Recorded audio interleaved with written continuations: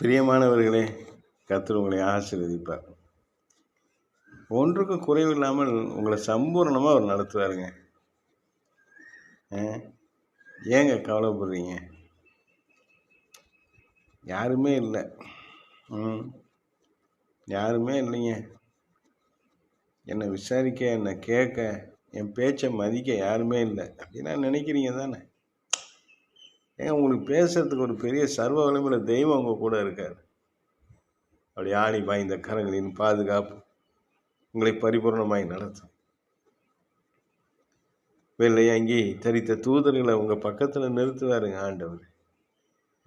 ஒன்னே ஒண்ணுங்க, உள்ளத்தை அவருக்கு கொடுத்துட்டா எல்லாத்தையும் அவர் பார்த்துக்குவார். உள்ளத்தை அவர்கிட்ட கொடுக்கணும். வேற எதுலையும் போய் அலசிக்கிட்டு ஏங்கிக்கிட்டு அன்புக்கு பாசத்துக்கெல்லாம் ஏங்கிக்கிட்டுலாம் நிற்கக்கூடாது. அதெல்லாம் எங்கேயும் கிடைக்காது. இது என்ன 1/4 கிலோ மைசூர் பாக்கா அன்பு வாங்கிறதுக்கு? அதெல்லாம் கிடைக்காது. ஆனால் இயேசுக்கிட்ட அன்பு நிறைய இருக்குது தெரியுமா? அப்படியே இழுக்கலாம். அன்பு கொடுத்துக்கிட்டே இருப்பார். சிலுவையில் தன்னையே கொடுத்த அன்பு, உங்களை நேசிக்கிற உண்மையான அன்பு, இயேசுவின் அன்பு. வாங்க இயேசுக்கிட்ட பேசுவோம். முழங்கால் போட முடியாது, மூட்டு வலி, பரவாயில்லைங்க, உட்காந்துருங்க. மனசில் உள்ளத்தில் முழங்கால் போடணும் தெரியுங்களா?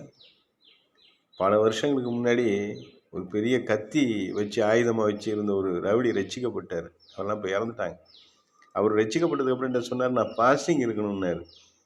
அவர் குடல்லாம் குத்துப்பட்டு சில பிரச்சனைகள்லாம் ஆப்ரேட் பண்ணி குடல்லாம் எதுவும் இல்லை, அவருக்கு ஸ்ட்ரென்த் இல்லை. ஒரு வேளை கூட பசியாக இருக்க முடியாது. அவருக்கு நான் என்ன தெரியுமா சொன்னேன்?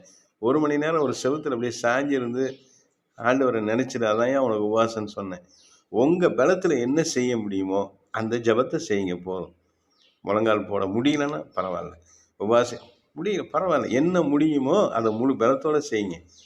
கர்த்தர் உங்கள் பக்கத்தில் இருக்கார். இப்போ நம்ம பேசுகிறத நீங்கள் இந்த வீடியோ பார்க்குறத அவர் உங்களை பார்த்துக்கிட்டு இருக்கிறாருங்க. உங்களுக்கு பலன் தருவாருங்க. நல்ல ஆறுதல் இப்போ உங்கள் உள்ளத்தில் தந்துக்கிட்டு இருக்கிறாரு. உங்கள் மனசுக்கு நல்ல சமாதானத்தை கொடுத்துட்ருக்காரு. கவலைப்படாதீங்க. இயேசு நல்லவர், என்னை ஆசீர்வதிக்கிறவர், உங்களையும் ஆசீர்வதிப்பார். நல்ல தெய்வத்தை, உண்மையான தெய்வத்தை கண்டுபிடிச்சிட்டோம். இனிமேல் கவலைப்பட்டால் நல்லா இருக்குமா? நல்ல தெய்வம், உண்மையான தெய்வத்தை கண்டுபிடிச்சிட்டு இனிமேல் போய் நம்ம புலம்பிக்கிட்டு இருக்கலாமா? சந்தோஷமாக இருப்போம். கர்த்தர் உங்களை ஆசீர்வதிப்பார். ஆமென். அல்லேலூயா.